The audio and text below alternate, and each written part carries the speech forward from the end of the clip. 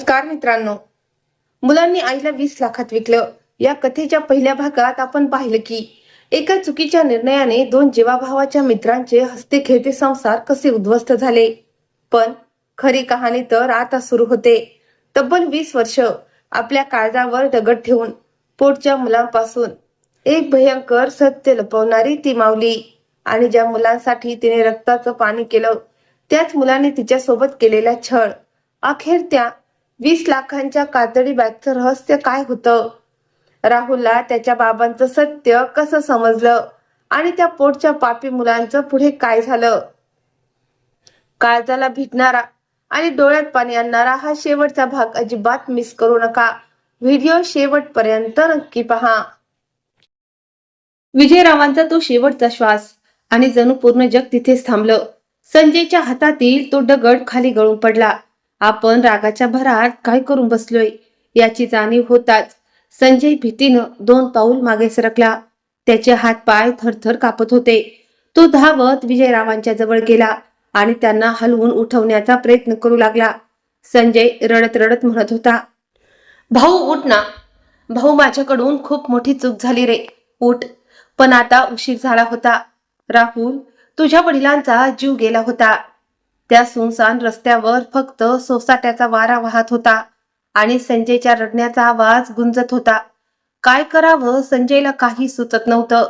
जर त्याने गावात जाऊन खरं सांगितलं असतं तर लोकांनी त्याला खुनी म्हटलं असतं. त्याचं हस्त खेळतं कुटुंब उद्ध्वस्त झालं असतं. या भीतीपोटी संजयने अजून एक मोठी चूक केली. त्याने आजूबाजूला पाहिलं. दूर दूरपर्यंत कोणीच नव्हतं. त्याने रडत रडतच आपल्या हाताने तिथली माती खणायला सुरुवात केली. तो सारखा म्हणत होता, भाऊ मला माफ कर, माझ्याकडून हे काय झालं, माझ्या एका रागाने सगळं संपलं रे. बऱ्याच वेळानंतर त्याने रस्त्याच्या कडेला तुझ्या वडिलांचा मृतदेह मातीत गाडला आणि वरून माती सपाट केली, जेणेकरून कुणाला संशय येणार नाही. त्यावेळी संजयचं पूर्ण शरीर मातीनं आणि रक्तानं माखलं होतं. रात्र होईपर्यंत तो तिथेच सुन्न होऊन बसून राहिला. त्याला समजत नव्हतं की अवस्थेत घरी कसं जाऊ. मग मध्यरात्री तो आपली बैलगाडी घेऊन एकटाच गावात परतला. जेव्हा तो घरी पोहोचला तेव्हा त्याची ती अवस्था पाहून मी खूप घाबरले. त्याचे कपडे मातीने भरले होते, चेहरा पांढरा पडला होता आणि डोळे रडून रडून सुजले होते. मी त्याला विचारलं, विजयराव कुठे आहेत? पण संजय काहीच बोलला नाही. तो एका कोपऱ्यात गप्प बसून राहिला. ती पूर्ण रात्र तो भीतीने थरथर कापत होता. पुढच्या दिवशी गावात विजयराव बेपत्ता झाल्याची बातमी पसरली. सगळे लोक इकडे तिकडे शोधू लागले. तुझी आई प्रत्येक दारावर गेली, प्रत्येक रस्ता शोधला, पण विजयरावांचा काही पत्ता लागला नाही. आणि राहुल, संजय त्या दिवसानंतर कधीच पहिल्यासारखा राहिला नाही. तो सतत एका भीतीच्या छायेत जगू लागला. रात्रीचा अचानक दचकून उठायचा, विजयरावांचं नाव घ्यायचा आणि रडायचा. आतल्या आत लागलेल्या या घोरपडीमुळे त्याचं शरीर हळूहळू कमकुवत होत गेलं. बेटा, खरं सत्य हेच आहे, तुझ्या वडिलांना कोणत्याही शत्रूने नाही तर रागाच्या भरात भान हरपलेल्या त्याच्याच एका जिवलग मित्राने मारलं होतं. त्यानंतरची ती दुसरी रात्र आमच्या आयुष्यातील सगळ्यात काळी आणि जड रात्र होती. घराच्या आत असा सन्नाटा पसरला होता, जणू आमच्या घरातल्या सगळ्या सुखांचा कायमचा अंत झाला होता. बाहेर हलका वारा वाहत होता. कधीतरी कुत्र्याच्या भुंकण्याचा आवाज येत होता. पण घराच्या आत फक्त एका माणसाच्या तुटलेल्या श्वासांचा आणि हुंक्यांचा आवाज येत होता. आणि तो माणूस दुसरा कोणी नसून माझे पती संजय होते. ते खोलीत एका कोपऱ्यात जमिनीवर बसले होते. त्यांचे दोन्ही हात कापत होते. चेहरा उतरला होता आणि रडून रडून डोळे लाल झाले होते. असं वाटत होतं की अवघ्या काही तासात ते कित्येक वर्ष म्हातारे झालेत. त्या दिवसानंतर त्यांनी नीट जेवण केलं नाही की कोणाशी बोलले नाही. ते तासनतास फक्त शून्य नजरेनं पाहत बसायचे आणि अचानक रडू लागायचे. मी सुद्धा आतून पार तुटून गेले होते, पण तरीही स्वतःला सावरण्याचा प्रयत्न करत होते. कारण जर मी पण हिम्मत हरले असते तर कदाचित त्यांनी स्वतःला संपवून घेतलं असतं. मी पुन्हा पुन्हा त्यांच्याजवळ जाऊन बसायचे, त्यांचा खांदा धरून सांगायचे, स्वतःला सांभाळा, जे व्हायचं होतं ते होऊन गेलं, पण ते माझ्याकडे पाहतच नव्हते. फक्त शून्य नजरेनं समोर पाहत राहायचे, जणू त्यांचा आत्माच मरून गेला होता. बऱ्याच वेळेपर्यंत ते अगदी शांत बसून राहिले. मग अचानक त्यांनी मान वर केली आणि भीतीनं माझ्याकडे पाहिलं. त्यांच्या डोळ्यातलं ते भय स्पष्ट दिसत होतं. ते घाईघाईनं बोलले, त्या बैलगाडीत काहीतरी ठेवलंय. एक क्षण तर मला समजलंच नाही की ते कशाबद्दल बोलत आहेत.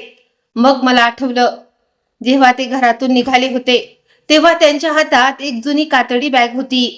संजय धाडकन उठले. त्यांचे पाय थरथर कापत होते. मीही त्यांच्या मागे मागे बाहेर धावले. रात्र खूप गडद झाली होती. आभाळात ढग दाटून आलं होतं आणि चहूबाजूंनी काळोख पसरला होता. घराच्या मागे ती बैलगाडी उभी होती, ज्यातून ते दोघे शहरात गेले होते आणि ज्यातून फक्त संजय एकटाच परतला होता. संजय हळूहळू गाडीच्या जवळ गेले. जणू त्यांना भीती वाटत होती की गाडीच्या आत त्यांचा तो गुन्हा अजूनही त्यांची वाट पाहत आहे. त्यांनी थरथरत्या हातांनी गाडीत पाहिलं आणि तिथून ती जुनी धुळीने आणि मातीने माखलेली कातडी बॅग बाहेर काढली. ती बॅग पाहताच माझ्या काळजाचा ठोका चुकला, कारण देव जाणे त्यात काय होतं. आम्ही दोघं घाईघाईनं खोलीच्या आत आलो. संजयने दार लावून घेतलं आणि ती बॅग समोर ठेवून काही वेळ तिच्याकडे फक्त पाहत राहिले. जणू ती बॅग उघडण्याची त्यांची हिंमतच होत नव्हती. शेवटी कापत्या हातांनी त्यांनी बॅगची चैन उघडली. बॅगच्या आत काही नोटांची पुडकी होती, काही जमिनीची कागदपत्र होती आणि सगळ्यात वर एक पत्र ठेवलं होतं. संजयने जसं ते पत्र हातात घेतलं तसे त्याचे हात अजूनच कापायला लागले. बराच वेळेपर्यंत ते त्या पत्राकडे पाहत राहिले. मग हळूहळू त्यांनी ते पत्र वाचायला सुरुवात केली. वाचताना त्यांचा आवाज थरथरत होता. पत्रात लिहिलं होतं, भाऊ संजय, मला माफ कर रे. माझ्याकडून खूप मोठी चूक झाली. मी माझ्या कृत्यामुळे खूप लाजिरवाणा झालो आहे. मला स्वतःचीच लाज वाटू लागली आहे. मी जाणतो की मी तुझा विश्वास तोडलाय आणि कदाचित तू मला कधीच माफ करणार नाहीस. पण तरीही मी हात जोडून तुझी माफी मागतोय. आज आपण दोघे शेवटचा एकत्र प्रवास करत आहोत, म्हणून मी हे पत्र लिहितोय. हे माझ्या शेतजमिनीची सगळी कागदपत्र आहेत आणि हे काही पैसे आहेत जे मी आयुष्यभर कष्ट करून कमावले होते. मी हे सगळं तुला देत आहे. मी माझ्या पत्नीला आणि मुलाला घेऊन हे गाव कायमचं सोडून चाललोय. मी इतका दूर निघून जाईन की तुला कधी माझा चेहराही दिसणार नाही. मी तुझ्या आयुष्यातून नेहमीसाठी चाललोय. बस, जर जमलं तर मला माफ कर भाऊ. मी माझ्या या चुकीचं ओझं घेऊन जगू शकत नाहीये, पण मी मजबूर आहे. जे काही घडलं ते आता बदलता येणार नाही. आजचा हा प्रवास कदाचित आपला शेवटचा प्रवास असेल. हे पत्र वाचता वाचता संजयचा आवाज पूर्णपणे फुटला. त्याच्या डोळ्यातून अश्रूंच्या धारा वाहू लागल्या. त्याच्या हातातून ते पत्र खाली गळून पडलं आणि ते तिथेच जमिनीवर कोसळलं आणि धसधसा रडू लागले. ते स्वतःच्या डोक्यावर हात मारून घेत सारखे एकच म्हणत होते, मी हे काय केलं? मी माझ्याच भावाला मारून टाकलं. तो तर स्वतः सगळं काही सोडून चालला होता. तो मला सोडून दूर जात होता. पण मी माझ्या एका क्षणाच्या रागात सगळं काही संपून टाकलं. त्यांना असं रडताना पाहून माझंही काळीज फाटत होतं, कारण पहिल्यांदा मला ही जाणीव झाली होती की विजयराव खरंच आपल्या चुकीवर मनातून पश्चाताप करत होते. ते कोणताही बदला घ्यायला आले नव्हते. ते तर सगळं सोडून चालले होते. त्यांना आपल्या मित्राला गमवायचं नव्हतं, पण त्या एका क्षणाच्या रागाने सगळा घात केला होता. संजय रडत रडत म्हणाले, जर मी त्यावेळी तो दगड उचलला नसता तर आज तो जिवंत असता. त्याचा मुलगा आज अनाथ झाला नसता. त्याची पत्नी एकटी पडली नसती. मी एका हसत्याखेळत्या कुटुंबाचं वाटोळं केलं, असं म्हणत ते स्वतःच्या चेहऱ्यावर हात मारून स्वतःला शापू लागले. मी त्यांना घट्ट धरून कसंबसं शांत करण्याचा प्रयत्न करत होते, पण संजय जणू आपलं मानसिक संतुलनच गमावून बसले होते.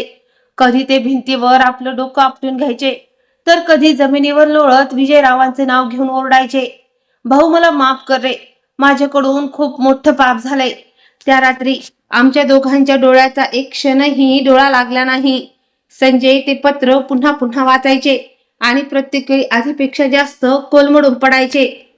कधी ते जमिनीचे कागदपत्र छातीशी कवटाळून रडायचे, तर कधी म्हणायचे, काय गरज होती त्या दिवशी शहरात जाण्याची. का आलो आम्ही त्या रागाने एकत्र? सगळं काही पहिल्यासारखं झालं असतं, पण आता काहीही बदलणं शक्य नव्हतं. हळूहळू सकाळ झाली. पक्ष्यांचा किलबिलाट ऐकू येऊ लागला, पण आमच्या घरातला त्या काळकुट्ट अंधार अजूनही तसाच होता. त्या काळ रात्रीनंतर माझे पती कधीच पहिल्यासारखे राहू शकले नाहीत. त्यांच्या चेहऱ्यावरचं हसू कायमचंच गायब झालं. जे संजय आधी खूप आनंदी आणि मनमिळाऊ होते, ज्यांच्या आणि विजयरावांच्या दोस्तीची मिशाल पूर्ण गावात दिली जायची, ते आता तासनतास अबोल होऊन एका जागी बसून राहायचे. रात्री अचानक दचकून उठायचे आणि रडू लागायचे.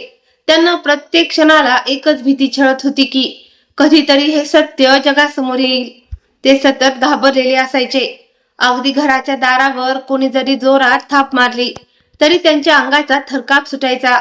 गावात कोणी चुकून विजयरावांचं नाव जरी काढलं तरी संजयचा चेहरा भीतीने पांढरा फटक पडायचा. ते आतल्या आत विरघळत चालले होते, संपत चालले होते, आणि हे सगळं उघड्या डोळ्यांनी पाहताना मीही रोज तेळतीळ तुटत होते. पण मला सगळ्यात जास्त वाईट त्या निष्पाप छोट्या मुलाचं वाटायचं, राहुलचं, जो त्यावेळी खूप लहान होता, ज्याला हे सुद्धा ठाऊक नव्हतं की त्याच्या वडिलांसोबत नक्की काय घडलंय. तो रोज दारात बसून आपल्या बाबांची वाट पाहत असेल आणि त्याची आई रोज एका कोपऱ्यात अश्रू ढाळत असेल. हा विचार करूनच माझ्या अंगावर काटा यायचा, माझी रूह कापायची. पण आता खूप उशीर झाला होता. एका क्षणाच्या रागाने कित्येक आयुष्य कायमची उद्ध्वस्त केली होती, आणि त्या रात्रीपासून ती कातडी बॅग आणि ते पैसे आमच्या घरात एका कोपऱ्यात पडून होते, जे प्रत्येक क्षणाला आम्हाला आमच्या गुन्ह्याची आठवण करून देत होते. मी माझ्या पतीला खूप समजावण्याचा प्रयत्न केला. मी त्यांच्याजवळ बसायचे, त्यांचा हात हातात घेऊन हळूच त्यांना समजावून सांगायचे, कारण त्यातून पूर्णपणे तुटून गेले होते. राहुल, त्यांच्या डोळ्यातला तो ओरखडा आणि ते दुःख मला साफ दिसत होतं. त्यांना पुन्हा पुन्हा एकच वाटत होतं की त्यांच्या स्वतःच्या भावाने फक्त काही जमिनीसाठी आणि पैशांसाठी त्यांना मारण्याचा प्रयत्न केला, आणि याच पैशाच्या लालसाने त्यांचं पूर्ण हस्तखेळतं कुटुंब उद्ध्वस्त केलं. मी त्यांना वारंवार समजावत होते, आता तुम्ही स्वतःला सांभाळा, झालेल्या गोष्टींचा विचार करून स्वतःला त्रास करून घेऊ नका. आता पश्चाताप करून काहीच फायदा नाही. जे व्हायचं होतं ते होऊन गेलं. आता आपल्यासोबत आपलं कुटुंब आहे, आपली मुलं आहेत, आणि हीच आपली सगळ्यात मोठी दौलत आहे. ते गप्प राहून माझं सगळं बोलणं ऐकत होते. मग त्यांनी एक मोठा दीर्घ श्वास घेतला आणि म्हणाले, कदाचित तू खरं सांगतेस. मला आता या कोणत्याही गोष्टीचं काहीच देणं घेणं उरलेलं नाही. मला ना या जमिनीचा आनंद आहे, ना या पैशांचा. कारण जर याच गोष्टीमुळे आपले भाऊ आपल्या जीवाचे शत्रू बनत असतील तर अशी दौलत काहीच कामाची नाही. त्यांचं हे बोलणं ऐकून माझंही काळीज भरून आलं, कारण मी पहिल्यांदाच त्यांना इतकं हताश आणि तुटलेलं पाहत होते. ते खूप वेळ शांत बसून राहिले, आणि मग अचानक त्यांनी एक मोठा निर्णय घेतला. त्यांनी ठरवलं की ते त्या जमिनीचा आणि पैशांचा कधीच वापर करणार नाहीत. ते मला म्हणाले, मला अजिबात वाटत नाही की या पापाच्या पैशाने माझ्या घराची शांतता आणि आनंद खराब व्हावा. जेव्हा आपले दोन्ही मुलगे मोठे होतील तेव्हा तू हे सगळं त्यांच्यात बरोबर वाटून दे, पण तोपर्यंत मी या गोष्टींना हातही लावणार नाही. मी त्यांना खूप समजवलं की इतका मोठा निर्णय रागाच्या किंवा दुःखाच्या भरात घेऊ नका, पण ते आपल्या शब्दांवर ठाम राहिले. पुढच्या दिवशी ते मला बँकेत घेऊन गेले. त्यांनी ती सगळी कागदपत्र आणि पैसे एका लॉकरमध्ये सुरक्षित ठेवले. तो लॉकर माझ्या नावावर होता. लॉकरची चावी माझ्या हातात देत ते म्हणाले, हे सगळं आता तुझ्याकडे सुरक्षित राहील, आणि ज्या दिवशी तुला वाटेल की योग्य वेळ आली आहे त्या दिवशी तू हे सगळं मुलाच्या स्वाधीन कर. मी काहीच न बोलता गप्प राहिले, कारण मला ठाऊक होतं की ते आतून किती मोठ्या दुःखातून जात आहेत. त्यानंतर आमचं आयुष्य हळूहळू पुढे सरकू लागलं. आम्ही त्या पैशांना कधी साधा हातही लावला नाही. ती कागदपत्र आणि तो पैसा तसाच बँकेच्या लॉकरमध्ये धूळ खात पडून राहिला. वर्ष सरत गेली. आमची मुलं मोठी होऊ लागली. आम्ही दोघांनी मिळून त्यांना खूप लाडाकोडात वाढवलं, त्यांची प्रत्येक इच्छा पूर्ण केली. पण वेळ कधी आणि कशी बदलते हे कोणालाच समजत नाही. अचानक माझ्या पतीचं संजयचं निधन झालं, आणि त्यांच्या जाण्याने माझं आयुष्य पुन्हा एकदा पोरकं झालं. मी या जगात पूर्णपणे एकटी पडले, पण तरीही मी हार मानली नाही. मी जीवापाड मेहनत केली, छोटी मोठी कामं केली, लोकांच्या घरी जाऊन शिवणकाम केलं, कधी कोणाकडे स्वयंपाक केला, तर कधी लहान मुलांना ट्युशन शिकवलं. जसं जमेल तसं कष्ट करून मी माझ्या दोन्ही मुलांचं पोट भरलं. त्यांना कधीही त्यांच्या बापाची उणीव भासू दिली नाही. कित्येक रात्री मी स्वतः उपाशी झोपले, पण माझ्या मुलांना कधी भुकेलं झोपवलं नाही. मी माझं अख्खं आयुष्य त्यांच्या पायावर वाहून दिलं, पण कदाचित नशिबाला अजून काहीतरी वेगळंच मंजूर होतं. पण माझी मुलं जशी मोठी झाली तशी ती हळूहळू माझ्यापासून दूर जाऊ लागली.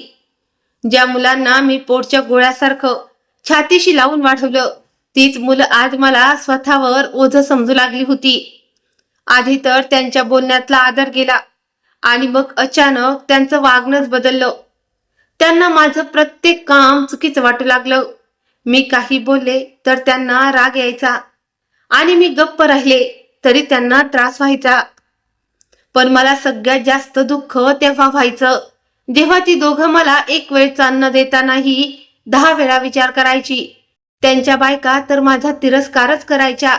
मी घरात फालतू पडले होते आणि खर्च फक्त वाढतय असं त्या माझ्या तोंडावर म्हणायच्या.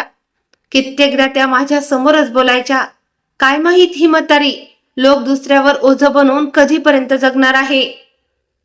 त्यांचं हे बोलणं ऐकून माझं काळीच तुटायचं, पण तरीही मी गप्प राहायचे, कारण मला माझ्या मुलांच्या सुखी संसारात वादळ नको होतं. मी अनेकदा रात्री एकटीच बसून रडायचे, माझ्या पतीची आठवण काढायचे आणि विचार करायचे की आज जर ते जिवंत असते तर माझी ही अवस्था झाली नसती. पण मी पुन्हा स्वतःला सावरत होते. मी माझ्या मुलांना त्या लॉकरमधील पैशाबद्दल किंवा जमिनीबद्दल कधीच काही सांगितलं नाही, कारण मी जाणत होते जर त्यांना या संपत्तीबद्दल समजलं तर त्यांचा लोभ अजून वाढेल, आणि माझ्या पतीच्या कुटुंबात पैशामुळे जो रक्ताचा खेळ झाला होता त्याची पुनरावृत्ती मला माझ्या घरात नको होती. म्हणून मी हे दुःख आपल्या छातीत दाबून ठेवलं. ती सगळी कागदपत्र आणि तो पैसा आजही बँकेच्या लॉकरमध्ये तसाच सुरक्षित आहे. मी त्यातल्या 1 रुपयालाही कधी हात लावला नाही. कित्येकदा माझ्यावर अशी वेळ आली की माझ्याकडे स्वतःची औषधं घ्यायलाही पैसे नसायचे, पण तरीही मी त्या पैशांना शिवले नाही, कारण ती विजयरावांची शेवटची निशाणी होती आणि माझ्या पतीची शेवटची इच्छा. मी नेहमी विचार करायचे, ज्या दिवशी विजयरावांचा मुलगा किंवा त्यांच्या घराण्यातलं कोणीतरी माझ्या समोर येईल, मी हे सगळं त्याच्या स्वाधीन करेन, कारण ते त्यांचं होतं. मला माझ्या मुलांच्या हातात हा पापाचा पैसा देऊन त्यांना एकमेकांची वैरी बनवायचं नव्हतं. म्हणूनच मी हे गुपित आजपर्यंत कोणालाच सांगितलं नव्हतं. जेव्हा कमलाबाईंनी राहुल आणि त्यांच्या आईला ही सगळी जुनी आणि अंगावर काटा आणणारी पाठीमागची कहाणी सांगितली, तेव्हा त्या खोलीत एकदम शांतता पसरली. राहुलच्या आईच्या डोळ्यातील अश्रू थांबत नव्हते. जुन्या आठवणींनी त्यांनी आपल्या तोंडावर हात ठेवला होता. राहुलही सुन्न होऊन शांत बसला होता. त्याच्या चेहऱ्यावरची भीती आणि आश्चर्य साफ दिसत होतं. आपल्या वडिलांनी आयुष्यात इतकं काही सोसलंय, आणि हे सगळं सत्य त्या माऊलीने 20 वर्ष आपल्या पोटात दडवून ठेवलंय, यावर त्याचा विश्वास बसत नव्हता. कित्येक वर्षानंतर हे सत्य बाहेर आलं होतं. राहुल हळूच कमलाबाईंच्या जवळ आला.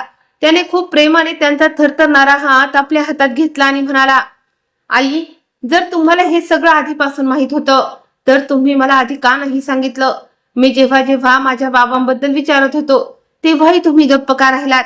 त्यांचा आवाज जड झाला होता आणि डोळे रडून लाल झाले होते.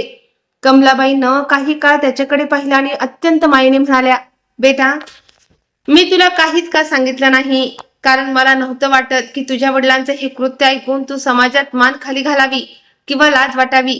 ते जसेही होते शेवटी तुझे वडील होते राहुल, आणि मला तुझ्या मनात त्यांच्याबद्दल तिरस्कार निर्माण करायचा नव्हता.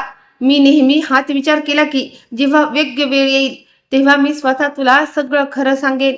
कमलाबाईंचे हे शब्द ऐकून राहुलच्या डोळ्यातून अश्रू अनावर झाले. त्यांनी आपली मान खाली घातली आणि म्हणाला, माझा विश्वास बसत नाहीये की माझ्या वडिलांनी इतकी मोठी चूक केली. त्यांनी तुमच्यासोबत इतकं चुकीचं केलं, आणि मी मी इतके दिवस तुम्हाला चुकीचं समजत राहिलो. मीही तुमच्याबद्दल मनात कितीतरी वाईट विचार आणले. आई, मला माफ कर. त्याच्या आवाजात पश्चाताप आणि दुःख काळजाला भिडणारं होतं. तो आतून पार कोलमडला होता. कमलाबाईने लगेच त्याचा हात हातात घेतला आणि म्हणाला, बेटा, तुला माफी मागण्याची अजिबात गरज नाही. तू जे डोळ्यांनी पाहिलं त्यालाच तू खरं मानलं. तुझ्या जागी दुसरा कोणी असता तर त्यानेही हाच विचार केला असता. मी तुला खूप वर्षापूर्वीच माफ केलंय राहुल. आता या गोष्टी मनाला लावून घेऊ नकोस. जे झालं ते बदलता येत नाही. राहुलने त्यांच्याकडे पाहिलं. त्याच्या डोळ्यात आता या माऊलीबद्दल अथांग आदर आणि आपलेपणा दिसत होता. कमलाबाई पुढे म्हणाल्या, जर अजूनही तुला माझ्या बोलण्यावर विश्वास नसेल तर तू आत्ताच बँकेत जा आणि लॉकर नंबर 305 उघडून पहा. त्यात तुझ्या वडिलांनी आपल्या हाताने लिहिलेलं ते पत्र आणि जमिनीचे कागदपत्र आजपर्यंत तसेच ठेवलेले आहेत. जेव्हा तू ते स्वतः पाशील तेव्हा तुला खात्री पटेल की मी जे काही सांगते तेच खरं सत्य आहे. जी तुझ्या वडिलांची अमानत आहे ती अखेर तुला मिळवून जाईल. मी इतकी वर्ष फक्त या दिवसाची आणि योग्य माणसाची वाट पाहत होते. राहुल शांतपणे त्यांचे शब्द ऐकत होता. कमलाबाई पुढे म्हणाल्या, बेटा, मी तुला आणि तुझ्या आईला शोधण्याचा खूप प्रयत्न केला होता, पण तुम्ही मला कुठेच मिळाला नाहीत. नंतर मला समजलं की तुझी आई तुला घेऊन शहरात निघून गेली होती. राहुलच्या आईने हळूच आपले अश्रू पुसले आणि म्हणाल्या, हा आई, जेव्हा गावात माझ्याकडे काहीच उरलं नव्हतं तेव्हा मी माझ्या पोटच्या गोळ्याला घेऊन शहरात निघून गेले होते. सुरुवातीला तर आमच्याकडे राहण्यासाठी साधं घर सुद्धा नव्हतं, पण मी हार मानली नाही. मी शहरात खूप मोठी कामं केली. लोकांच्या घरी जाऊन स्वयंपाक केला, कपडे शिवून दिले. जसे तसे हालापेष्टा सोसून मी माझ्या मुलाला शिकवलं, मोठं केलं. माझी एकच इच्छा होती की माझ्या मुलाने आयुष्यात खूप मोठं माणूस व्हावं आणि कधीच कोणासमोर हात पसरण्याची वेळ त्याच्यावर येऊ नये. आणि आज आज माझा तोच मुलगा एवढा मोठा साहेब बनला आहे हे सांगताना त्यांच्या डोळ्यात आपल्या मुलाबद्दलचा अभिमान साफ दिसत होता. कमलाबाईने खूप मायेने राहुलच्या डोक्यावरून हात फिरवला आणि म्हणाल्या, मी माझ्या मुलाला खूप संकटाशी लढवून मोठं केलंय. मी त्याला कधीच त्याच्या वडिलांची उणीव भासू दिली नाही. आपल्या आईचे हे शब्द ऐकून राहुलला आपले अश्रू रोखता आले नाहीत. तो ढसढसा रडत आपल्या आईच्या गळ्यात पडला आणि म्हणाला, मम्मी, तुम्ही माझ्यासाठी इतकं सगळं केलं आणि मला कधी साधी जाणीव होऊ दिली नाही की तुम्ही किती त्रास सहन केलाय. मी खूप भाग्यवान आहे की तुम्ही माझी आई आहात. ते दोघे मायलेक एकमेकांना घट्ट धरून रडत होते. त्यांना एकत्र पाहून कमलाबाई मनातल्या मनात विचार करत होत्या की आयुष्य कितीही कठीण का असेना, जर माणसाच्या मनात हिंमत असेल तर तो प्रत्येक दुःखावर मात करून पुढे जाऊ शकतो.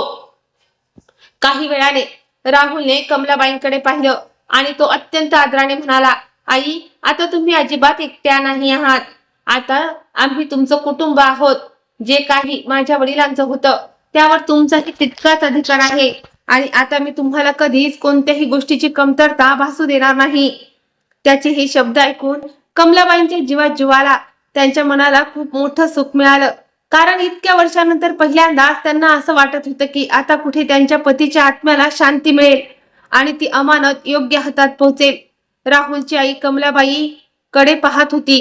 तिच्या डोळ्यात अश्रू होते आणि चेहऱ्यावर एक हलकीशी तक्रारही होती. ती हळूच म्हणाली, कमला, तू मला एक गोष्ट तरी खरं सांगू शकत होतीस ना ग? इतकी वर्ष तू एवढं मोठं सत्य एकटीने आपल्या पोटात कसं दडवून ठेवलंस? त्यांचं हे बोलणं ऐकून कमलाबाई शांत झाल्या, कारण त्यांनी खरंच खूप काही लपून ठेवलं होतं. पण ते सगळं त्यांनी कोणत्याही लोभापोटी नाही तर केवळ भीती आणि मजबुरीने केलं होतं. त्यांनी राहुलच्या आईकडे पाहिलं आणि जड आवाजात म्हणाल्या, मी खूप घाबरले होते. मला माफ कर. मला वाटलं होतं की जर हे सत्य बाहेर आलं तर त्या पैशाच्या आणि जमिनीच्या हव्यासापाठी पुन्हा एकदा तोच रक्ताचा खेळ सुरू होईल आणि सगळं उद्ध्वस्त होईल. म्हणूनच मी कोणालाच काही सांगितलं नाही. हे सांगताना कमलाबाईंचा कंठ दाटून आला होता, कारण कित्येक वर्षाचं साचलेलं दुःख आज अश्रू बनून बाहेर पडत होतं. राहुलची आई लगेच उठून कमलाबाईंच्या जवळ येऊन बसली आणि तिने त्यांचा हात आपल्या हातात घेतला. ती म्हणाली, तू एकटीने खूप काही सहन केले ग बहीण, पण आता तुला घाबरण्याची अजिबात गरज नाही.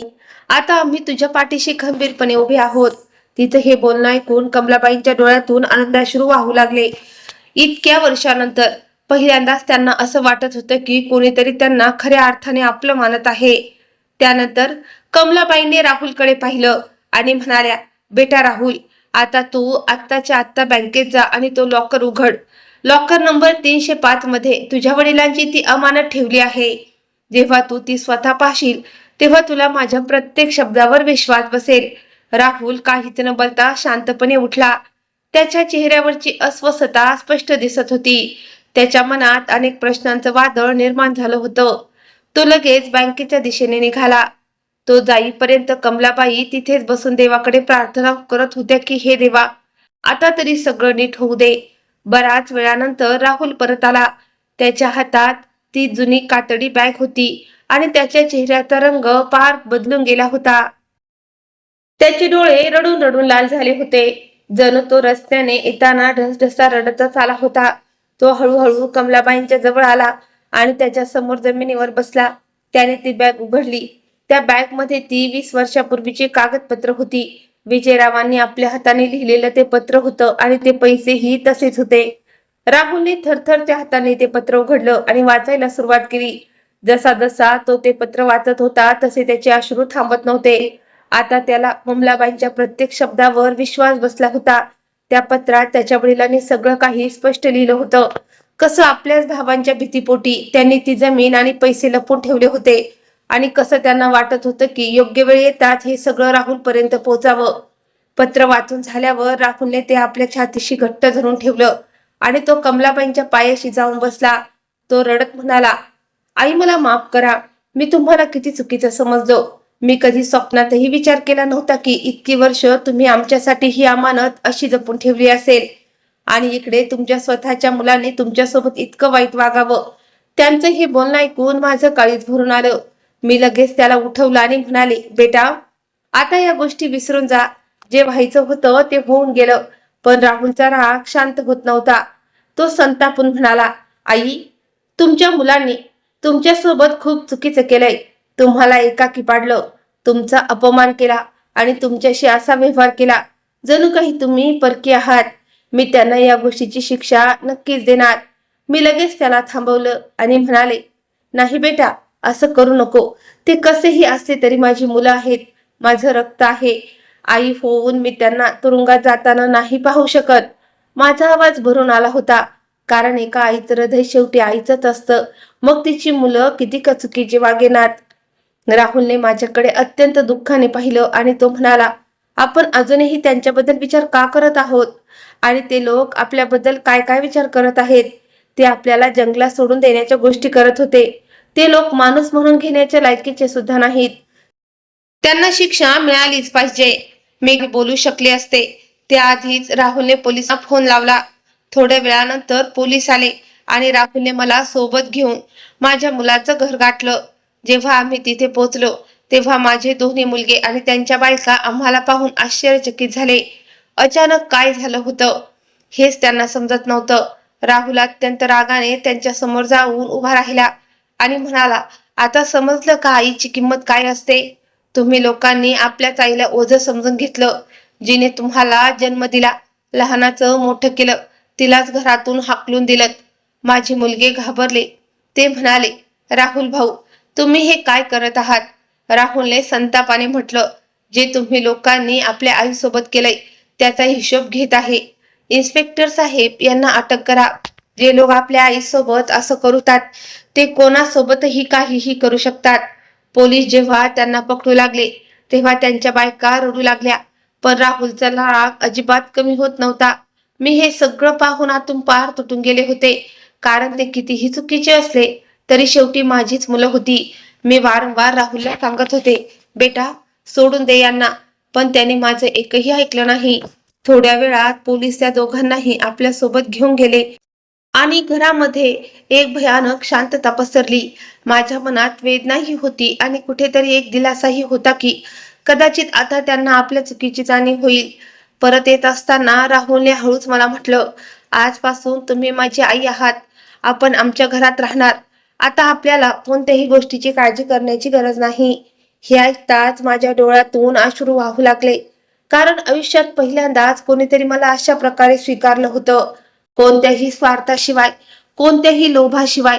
त्या क्षणी मला असं वाटलं जणू माझ्या सगळ्या दुःखानंतर देवाने मला माझं स्वतःचं कुटुंब परत मिळवून दिलं आहे. राहुल मला आपल्यासोबत आपल्या घरी घेऊन आला होता आणि खरं सांगू, मी कधीच विचार केला नव्हता की एखादा परका माणूस मला इतका आपलेपणा देईल, जितका आपलेपणा राहुल आणि त्याच्या आईने मला दिला. ज्या घरात मी गेले होते तिथे मला कधीच असं जाणवू दिलं नाही की मी कोणी बाहेरचे आहे. राहुल दररोज सकाळी माझ्या खोली बाहेर यायचा आणि विचारायचा, आई आपण औषध घेतलं का, आपल्याला काही हवं तर नाही ना. आणि त्याची आई सुद्धा प्रत्येक क्षणाला माझी काळजी घ्यायची. कधी आपल्या हाताने माझ्यासाठी जेवण बनवायची, कधी माझ्या डोक्याला तेल लावून द्यायची, तर कधी माझ्या शेजारी बसून सुखदुःखाच्या गोष्टी करायची. मी कित्येकदा शांत बसून विचार करायचे की जिथे माझे स्वतःचे दोन्ही मुलगे मला ओझे समजत होते, तिथे हे लोक मला आपल्या आईसारखा आदर आणि प्रेम देत आहेत. माझं काळीज कित्येकदा भरून यायचं. मी बाहेरून जरी शांत दिसत असले तरी आतल्या आत मला माझ्या मुलांची खूप आठवण यायची. मी विचार करायचे की ती जेलमध्ये कसे राहत असतील, त्यांना आपल्या चुकीचा पश्चाताप झाला असेल की नाही. कित्येकदा रात्री मला त्यांच्या लहानपणाच्या आठवणी यायच्या, जेव्हा ते छोटे होते आणि माझ्या मांडीवर झोपायचे, कसे माझ्या मागे मागे फिरायचे आणि मला आई आई म्हणून पुकारायचे. त्याच आठवणींचा विचार करून माझे डोळे भरून यायचे. एक दिवस मी अंगणात बसले होते. राहुल माझ्याजवळ येऊन बसला. मी कुठेतरी हरवून गेले हे त्याने पाहिलं आणि हळूच विचारलं, आई काय झालं, तुम्ही काहीतरी काळजीत वाटत आहात.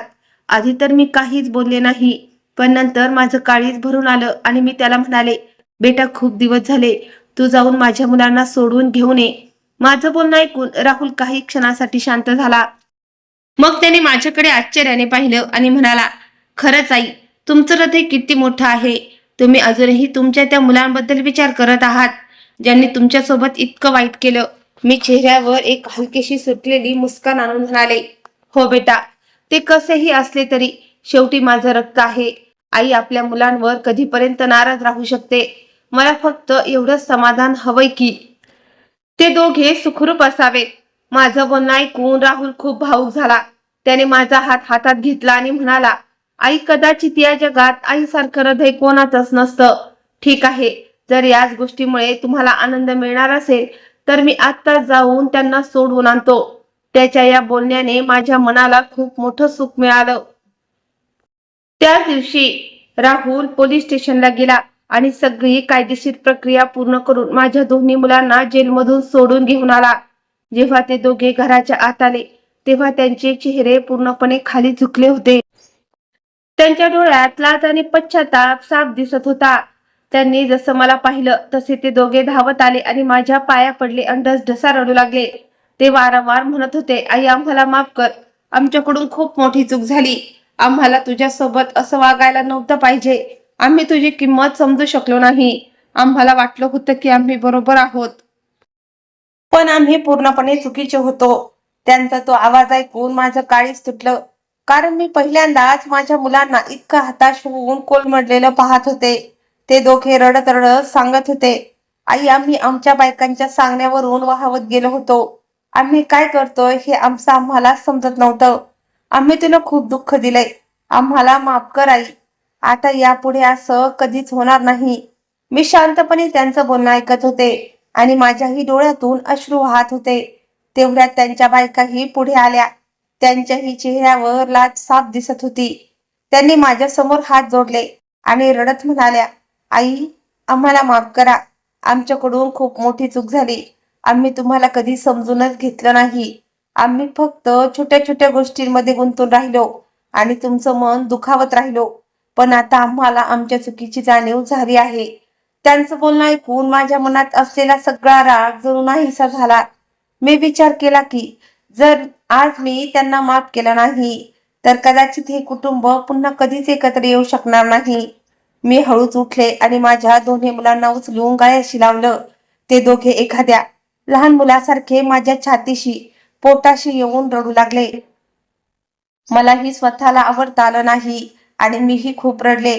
त्या क्षणी असं वाटत होतं जणू कित्येक वर्षाच्या वेदना आज अश्रू बनवून बाहेर पडत आहेत. मग मी माझ्या सुनांनाही आपल्याजवळ बोलावलं आणि म्हणाले, जे झालं ते विसरून जा. जर खरंच तुम्हाला स्वतःच्या चुकीची जाणीव झाली असेल तर पुढे कधीही कोणत्याही आईचं मन दुखवू नका. माझे हे बोलणं ऐकून त्या दोघी रडू लागल्या. राहुल आणि त्याची आई हे सगळं पाहत होते आणि त्यांच्याही चेहऱ्यावर एक समाधान होतं, कारण एक तुटलेलं कुटुंब पुन्हा एकदा एकत्र येत होतं. त्यानंतर माझी मुलगी मला म्हणाले, आई, आता तू आमच्या सोबत आपल्या घरी चल. आम्ही तुला असं एकटं सोडणार नाही आणि आता तुला कधीच कोणताही त्रास होऊ देणार नाही. आधी तर मी थोडी हिचकिचावले, कारण मला भीती होती की पुन्हा आधीसारखं सगळं काही खराब तर होणार नाही ना. पण राहुलनी माझ्याजवळ येऊन म्हटलं, आई, जर तुमचं मन सांगत असेल तर तुम्ही नक्की गेलं पाहिजे. कदाचित आता खरंच सगळं काही बदललं आहे. मी राहुलकडे पाहिलं. त्याच्या डोळ्यात सतता होती आणि मी हळूच होकार दिला आणि माझ्या मुलांसोबत परत त्यांच्या घरी गेले. पण यावेळी मात्र आधीसारखं काहीच नव्हतं. आता माझी मुलगी माझ्याशी खूप प्रेमाने वागायचे. सकाळी उठल्या उठल्या माझ्या जवळ यायचे आणि विचारायचे, आई, तुला काही हवंय का? माझ्या औषध पाण्याची काळजी घ्यायचे. माझ्यासोबत बसून जेवण करायचे. आणि सगळ्यात मोठी गोष्ट म्हणजे आता ते मला स्वतःवरचं ओझं समजत नव्हते. त्यांच्या बायकाही आता माझा आदर करायच्या. माझ्यासाठी स्वतःच्या हाताने चहा बनवायच्या. माझ्या शेजारी बसून सुखदुःखाच्या गोष्टी करायच्या आणि माझ्या प्रत्येक छोट्या मोठ्या गोष्टीची काळजी घ्यायच्या. मी कित्येकदा शांत बसून विचार करायचे की माणसाकडून चुका होत असतात, पण जर त्याला आपल्या चुकीची खरोखर जाणीव झाली तर तुटलेली नाती सुद्धा पुन्हा जोडली जाऊ शकतात. आणि आज इतक्या वेदना सहन केल्यानंतर शेवटी माझं कुटुंब पुन्हा एकदा एकत्र झालं होतं आणि आता माझं आयुष्य खऱ्या अर्थाने सुखात आणि समाधानात चाललं होतं. मित्रांनो, पैसा आज आहे तर उद्या नाही, पण आई वडील आयुष्यात एकदाच मिळतात. आपल्या सुखासाठी रक्ताचं पाणी करणाऱ्या माता पित्यांना जे मुलं पैशासाठी वाऱ्यावर सोडतात किंवा त्यांच्याशी प्रतारणा करतात, त्यांना नियती कधीच माफ करत नाही. कर्माची फळं या जन्मात भोगावी लागतात. मित्रांनो, या कथेचा शेवट तुम्हाला कसा वाटला आणि या मुलांबद्दल तुमचं मत काय आहे हे मला कमेंट करून नक्की सांगा. व्हिडिओ आवडला असल्यास लाईक करा, शेअर करायला विसरू नका. धन्यवाद.